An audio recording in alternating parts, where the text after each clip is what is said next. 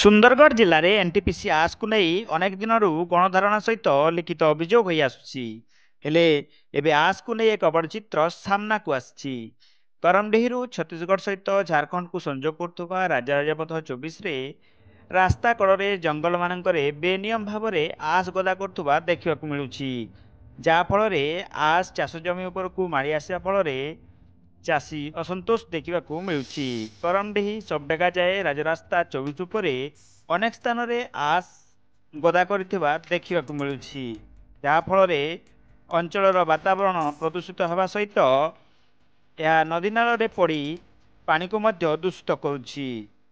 ଏଥିପ୍ରତି ପ୍ରଶାସନ ଅତି ଶୀଘ୍ର ଦୃଷ୍ଟି ଦେବାକୁ ଦାବି ମଧ୍ୟ ହେଉଛି। ସୁନ୍ଦରଗଡ଼ରୁ ରାଜୁ ପଟେଲଙ୍କ ରିପୋର୍ଟ, ସନ୍ଧ୍ୟା ନ୍ୟୁଜ୍।